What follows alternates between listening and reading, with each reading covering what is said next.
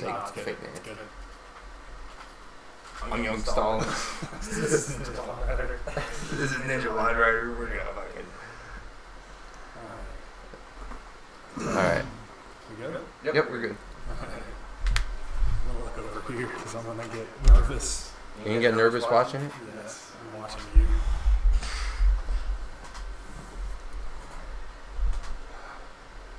No, it's live. I'm nervous. It was live before. You just gotta make it calm. Well, I mean, you can just edit it out, right? I mean, this one's going up raw, and then I'm gonna cut it.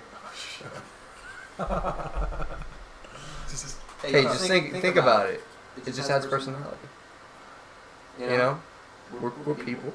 Who gives a fuck? You know. So go ahead and do the intro. If you want to do an intro, go and do an intro. No, I don't want to do an intro. I'm nervous about it. This is the American Z podcast. Welcome everyone. I'm Brandon. I'm Dylan. Welcome to the first of many. Hopefully. Hopefully. All right. So let's just hop right into the first let's one. get right into it there. So Paul Ryan, a new book is out, and apparently Paul Ryan is quoted as bashing the president. He went in even to say that Trump was quoted saying he didn't know anything about government. Paul Ryan says that about the current president. Once again, dividing the Republican Party and making them, in my opinion, look very weak. And, you know, I don't necessarily think someone needs political experience or government experience to become president. Trump was a great businessman, so in my opinion, it doesn't really matter to me.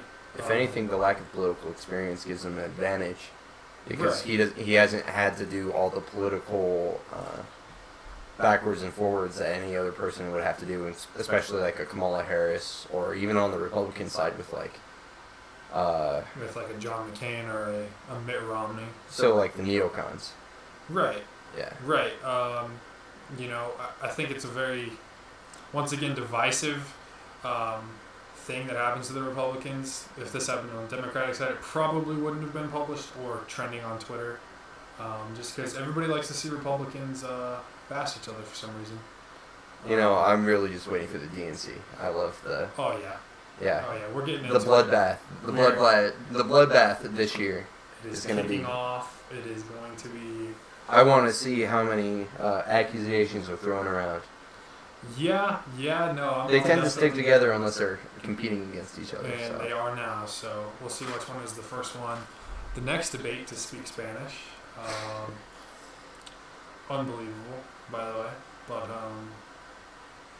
yeah, so Paul Ryan apparently goes in on the president of the U.S., basically throwing him under the bus. Trump is focused on other things today. In fact, he went on a tangent today about the census question for 2020, which I think is complete garbage that it would even be thought to be considered on the ballot because it's for U.S. citizens. Yeah, there shouldn't be any question, you know.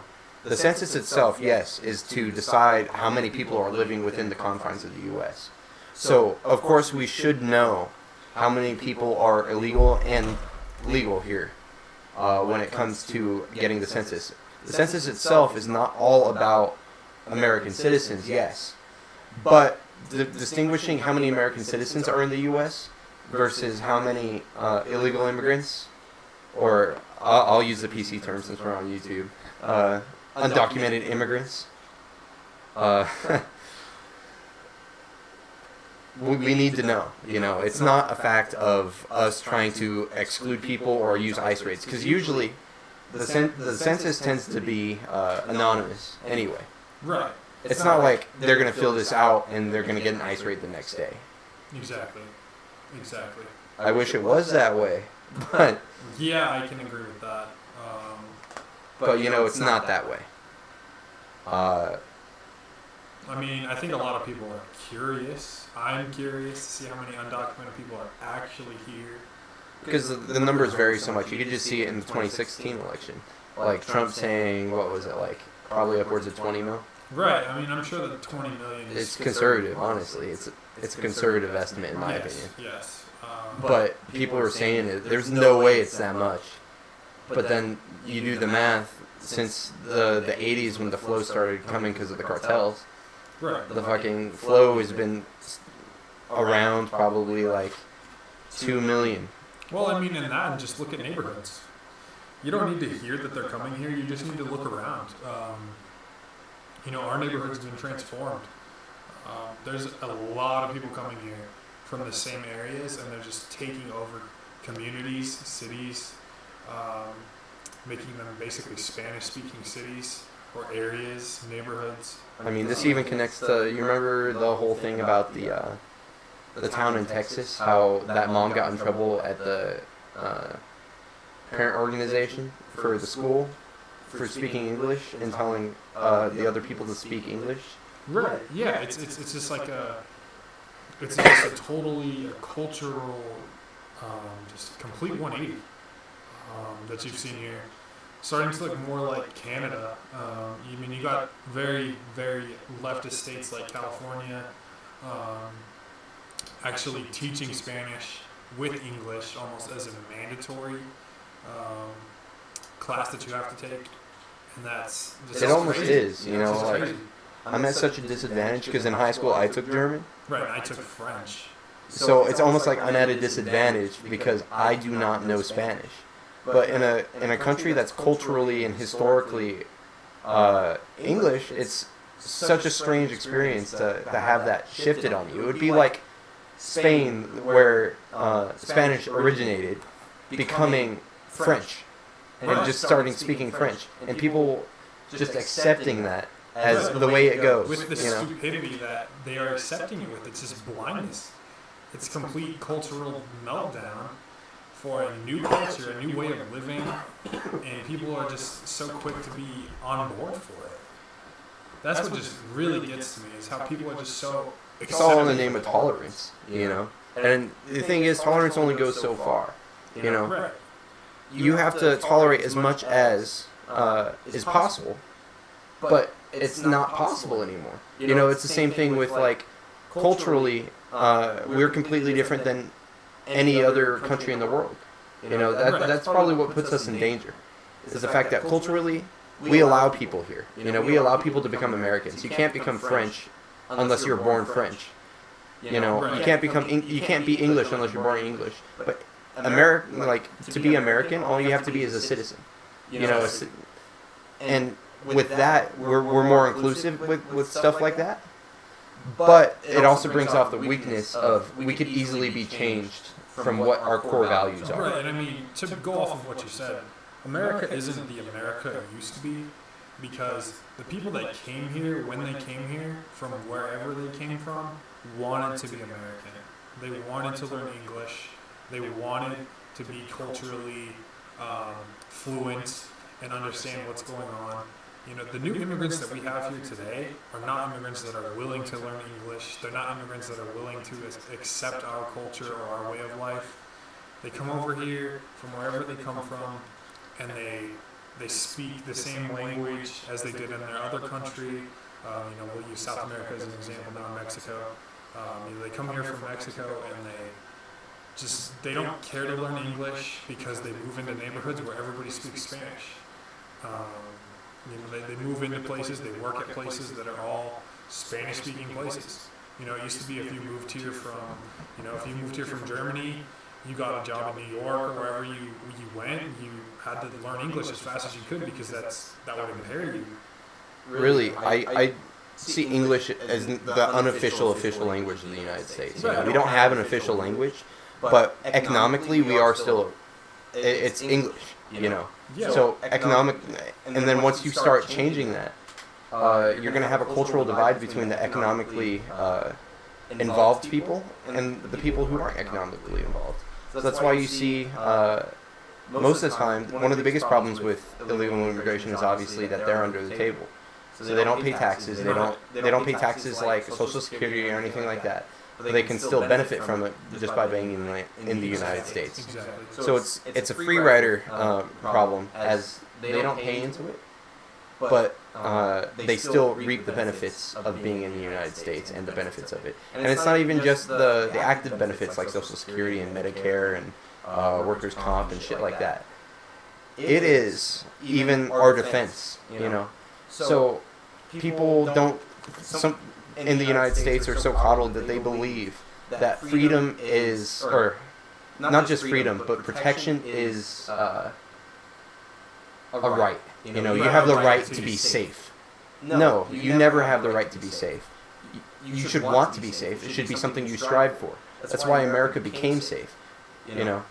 Exactly. So it's another problem of focusing on what, or changing what rights are, you know. Exactly, without looking at the Constitution, without reading your state's Constitution, without even doing any research. You know, we have these people who are just so emotionally attached to feeling like a human because, you know, whoever told them that everybody needs to be accepting. You don't need to be accepting to everything. If you don't like something, you can disagree with it and not like it. And, you know, old America, you know, and by old America, I mean 2005? Because this big shift happened around when Obama. I would say probably like mid-90s to like probably Obama era, yeah. It's probably when it started to shift down. Yeah, it hit here in Colorado. Honestly, maybe even Bush. It hit here hard during the Obama administration. Yeah. At least with the leftist regime, where it just completely took over. Yeah, I remember. I always have this anecdote when I was in elementary school. There was they ran a mock election. You remember that? Yes. They ran a mock election, and it was, I think it was like 400 and something to like 50 Yep. when it came to the kids. And you know the kids just vote the way the parents do. When they're You know? told to vote. The way they're told to vote, absolutely. So, like, even those 50 kids that agreed with us, you know, we're kids. Why are they running mock elections as a kid with the real presidential elections? Exactly. I mean, I know it's fun because it's on TV, and as a kid, you know, I didn't understand what was going on. Well, It it felt like it isolated me, you know. right, and you were one of the few to vote for that person. You know, my parents are conservative, so it must have rubbed off on me. But at the same time, you have to understand where these educators are coming from and where these rubrics and what this agenda is. And not a lot of people understand that. Absolutely. I can't even put it even better. And it's just, I feel like I was almost at an advantage having conservative parents because I would hear something at school and go home and hear the complete opposite.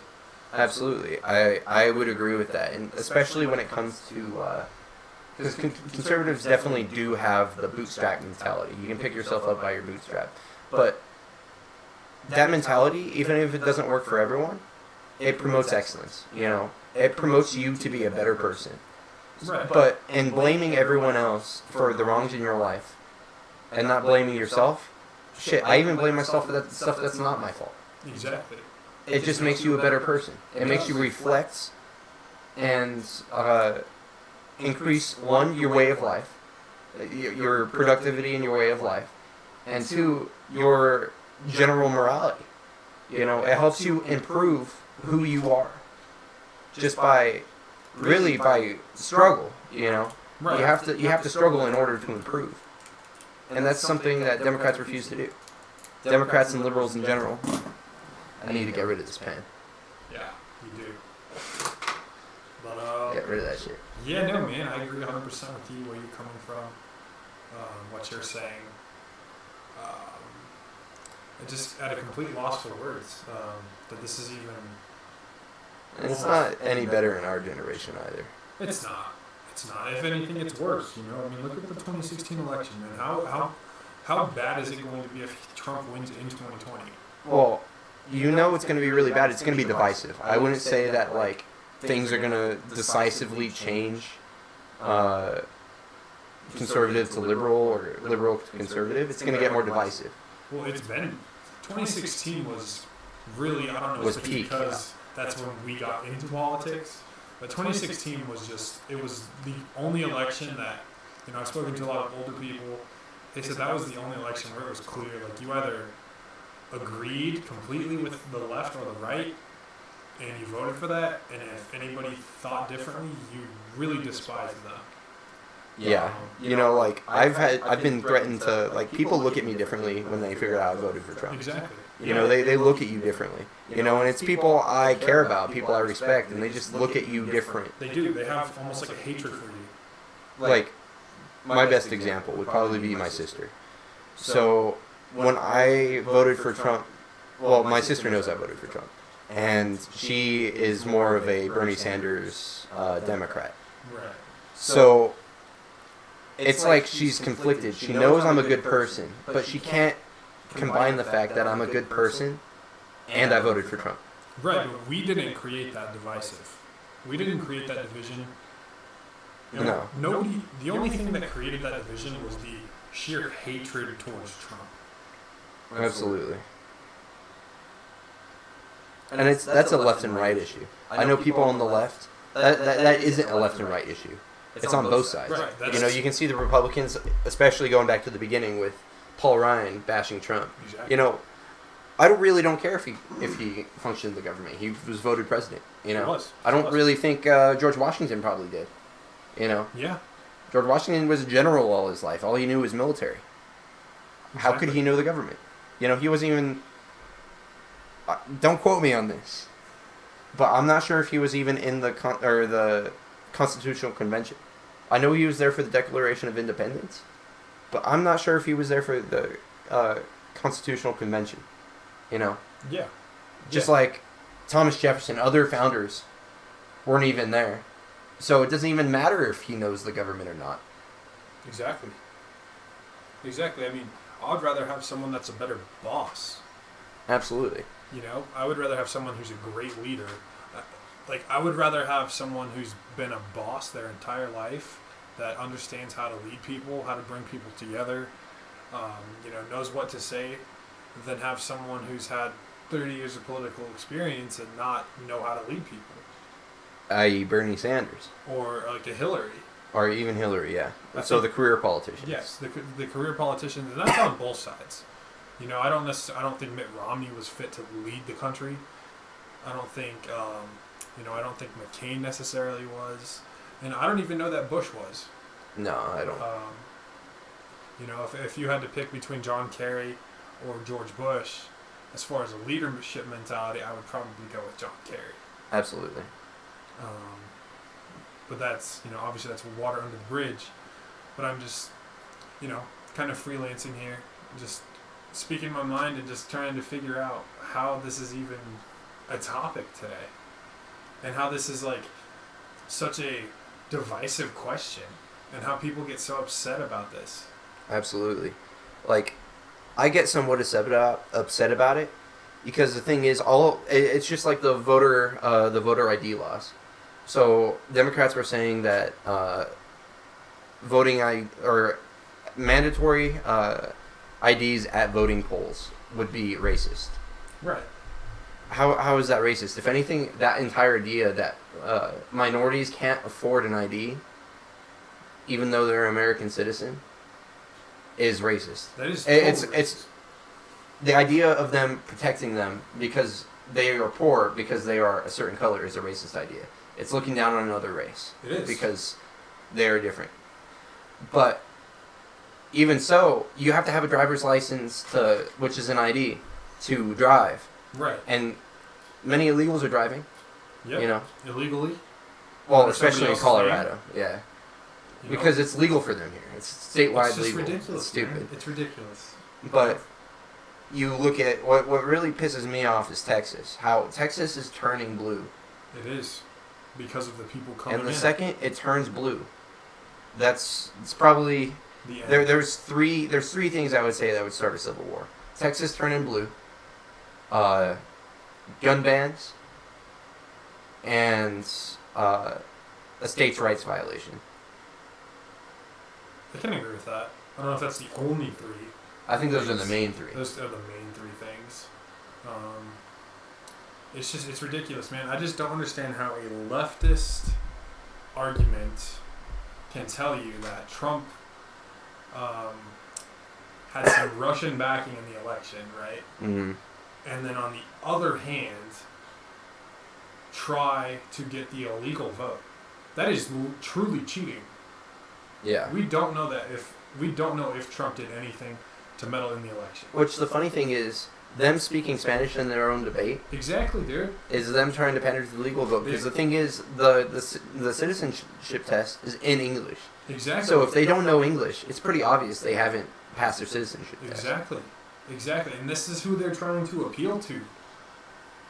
It's just mind-boggling how you can argue that Trump cheated and yet cheat. I mean, that's just a politician thing. It is just, I've always just been so mind-boggled by any illegal argument. And even back to, I don't know if you remember when Trump was running during the primaries in the summer of 2016, how they were trying to get his tax returns leaked. Well, they're still trying to do that. They wanted Trump to release his taxes, and everybody, we had like a seminar about it, and everybody was so upset that we didn't know if Trump or how he did his taxes and if he even paid taxes. And then, I bring up the point, well, illegal immigrants don't pay taxes. You literally pay taxes for them to get free things. And that was like how could you say that type of thing? Like, people were legitimately upset that I would say that. And I just don't understand how that's not any different at all. Yeah, absolutely. I remember I did a similar seminar to that when it was coming to brain fart. It was during one of the Trump-Hillary debates. It was like October of 16. It was really close to the election, and it was just like I said. There were people that were really, really upset. Trump, we don't know if he pays taxes. How could a billionaire not pay taxes? Oh, that's what I was going to say. It was tax policy. So, if you really care about that, let's simplify the tax code so that a common person can do their taxes without having to pay for a step increase every time. So you think about it like that. So we eliminate loopholes, which Trump is doing. Right.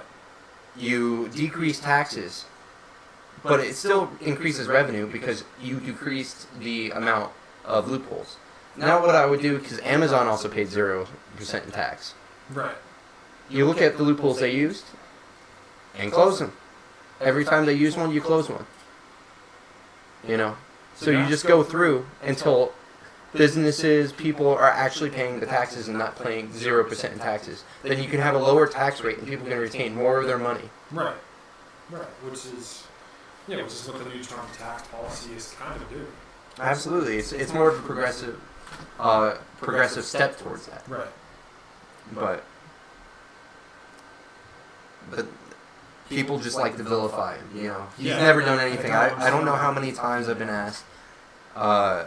Well, you voted for him. Well, what has he actually done? I'm like, he's actually fulfilled more of his promises than any president in the last 40 years has followed.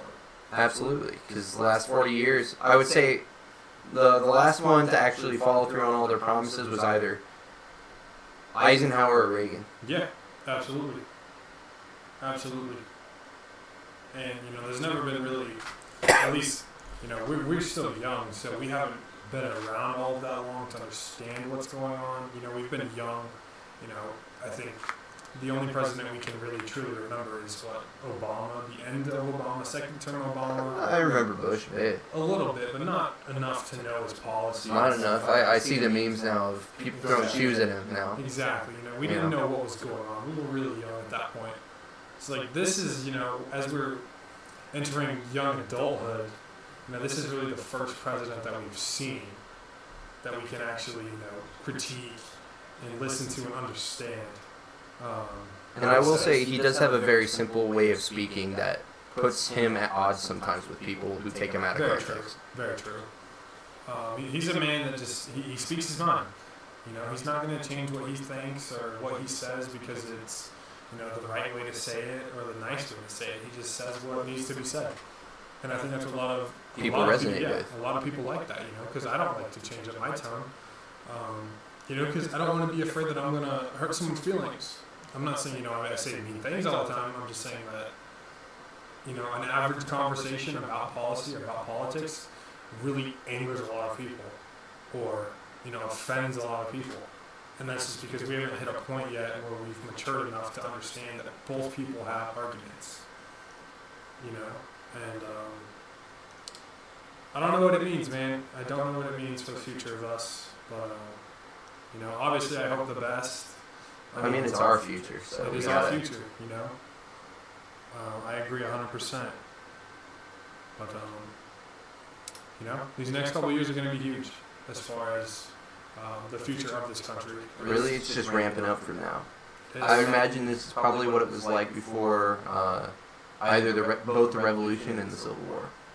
Yeah, I mean, I think it's safe to say that there will be some kind of conflict internally here in the next 40 to 50 years. And it's not even just going to be small splinter groups like what Atlanta, or that's not really that small, but what happened in Portland and what happened in D.C. the other day with Antifa and Proud Boys, stuff like that. Those are violent protests. It's been a long time since that happened in America. Yeah, but those are on the small scale, and they're just bubbling up and getting bigger. So eventually, honestly, there's going to be like a bloody mass, a massacre or something. Something is going to happen, and it's just going to set off, And it's really not even going to be against the government. It's a cultural fight. It is. It's not about Trump it's not about left or right. It's about what people think is decency and what some people think is the right way to live. And there's two differing opinions here that are very, very large differences. And these people are very passionate about these things. And anybody that disagrees with them is either a terrible person or a dumb person. And you can't be civil with them because they're not civil with you. So it's very hard to try and talk things out when one side doesn't want to talk. Absolutely. And I think that's when most of your conflicts happen, is when one side isn't willing to hear you out. I mean, you could even. It happens on our side too. Yeah, exactly. I'm not saying it doesn't happen on the right. It definitely happens on the right. I think we all just need to hear more people out. And we can't just be calling everyone a filthy communist or a libtard. Yes, exactly. We can't. Because the second you do that, you lose the argument. You do. It's a personal attack. It is. It's just like when they call us a Nazi. They lose the argument right there. Yeah, or a racist, or any word that you can think of. Just hear each other's argument out and say, this is why I agree with you, or this is why I disagree with you. That's where it starts. And that's how we patch ourselves up. America's not going to patch itself up until people can look at the mirror and say, I'm wrong on some things, and we need to talk this out. Absolutely. You can even take that small scale towards like a relationship. You can fight with your significant other forever if none of you apologize. You'll even break up if you guys can't work things out. But as soon as you start talking about it and get through it, you can patch things up. So sometimes it's better to get through the rough than. Yes. Talking it out's never easy. Especially when there's two way, way differing opinions. You're nowhere near compromise. But even just to hear each other out. If we can just hear each other out without, marching in the streets or labeling people, name calling people. If we can just talk things out in a civil way, and that's from everywhere. That's from our high schools to our seats in Congress right now. And the presidential nominations. Obviously Trump likes to bash people. And I think that the left has kind of adapted to that, and they're going full. They're just overdoing it. It's an eye for an eye. Yeah, but they're overdoing it. I think they're overstepping, trying to match him, and it just looks like they're trying too hard.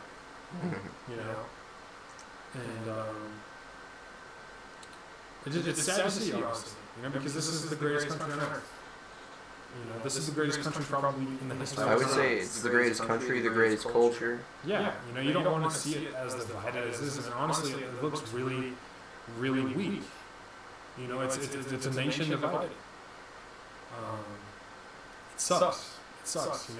When you feel literally ashamed or what's the word I'm looking for? Just kind of like hesitant to say who you voted for because you're afraid of the reactions. That's just ridiculous, man. In a country where you have the freedom to do that, think however you want to think, and vote for whoever you want to vote, and that's the right we have. And people are turning against each other. And the thing is, once people start turning against each other, groups start turning against each other. Once groups start turning against each other, it's a fucking civil war. It's a chain reaction. You can think it's not a big deal right now. A lot of people think it's not a big deal right now. But in the end, it's going to be a big deal when they make you choose a side. Yeah. A lot of people go down the center, but at some point it's getting so divisive that people are going to make you choose a side. Yeah. There is no center. It's going to be like the American Civil War. There was no ambient farmer there. You were either a loyalist or a revolutionary. Exactly, man. I agree 100% with that. So there's going to be a point when that happens, and I really don't want that to happen. Nobody wants conflict. It would be nice if we could work things out. And it's just how long is this going to go on before something does happen? Really, I think it's going to go on for a while, because really the U.S. doesn't have an enemy anymore, and people always need an enemy. It keeps them focused. Yeah, this Iran thing. It's going to blow over, I think. We'll see. Iran's just been a thorn in the U.S.'s back for a while.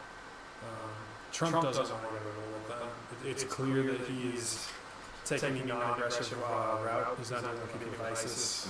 No Moabs coming to Iran anytime soon. That'd be a fun thing to watch. It would be a fun thing to watch. But none of those in the near future, at least unless something crazy happens. And yeah. Anything else to add on that? No, not at all. All right. Well, that was the American that was the American TV podcast. If you guys like what you listen to and you want to hear more of it, like and subscribe. It's the YouTube thing to say. Yes, we will be podcasting as much as we can, and videos in between. And guys, we'll see you next time.